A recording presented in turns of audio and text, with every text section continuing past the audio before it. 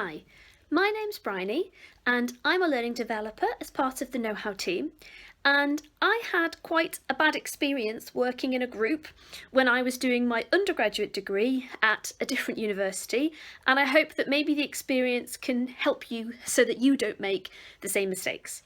So we had to produce a grant. I was studying zoology at the time, so we were having to work as a group to write a grant application.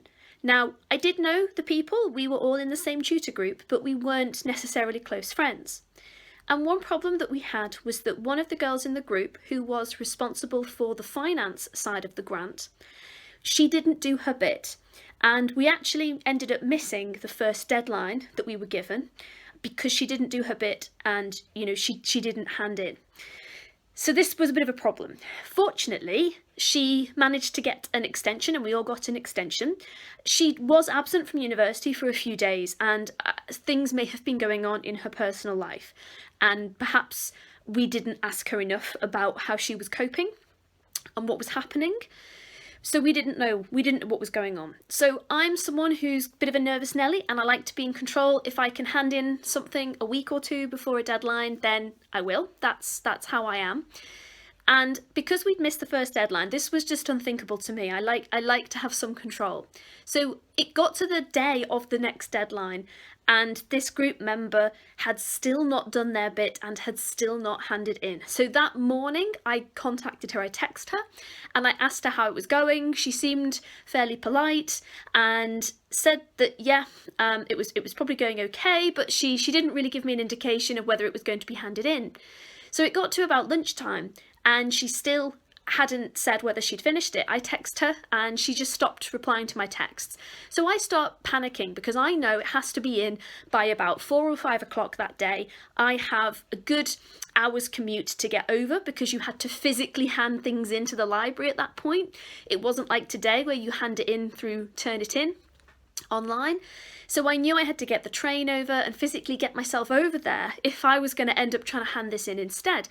So I ended up having to rewrite her section and just put something in with the figures, try and do as much research as I could and just put something together and then basically try and get over there as fast as I possibly could. So I managed to do it. I got over to the library, I handed in our whole project, and then as I was just coming home on the train, I got an awful text from her calling me all kinds of names and saying that I should have just left her alone, and she stopped replying to me because I was harassing her, and that she was now having to try and retrieve what I'd handed in the library to get the piece of work back.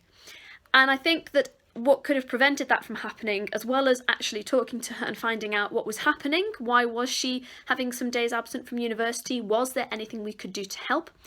I think it would have helped if we'd had a backup person responsible for each section, so that if somebody was unwell or for whatever reason couldn't do their section, there would be another person who would have the same information who could actually write that section.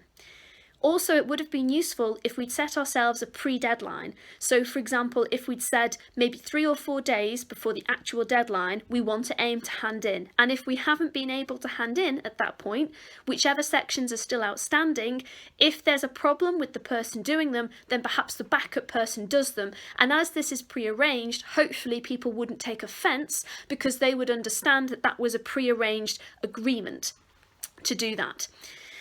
So I think these are the main things that could have helped, and also I was texting her just one-on-one, and so none of the other group members were involved on the day that we were handing in. I sort of ended up being the one to take sole responsibility, and that caused issues. Perhaps if other people had been involved in the group, perhaps if we'd all been in a WhatsApp group, for example, then everyone would have been involved, everyone would have been aware, and perhaps it wouldn't have played out quite the way that it did.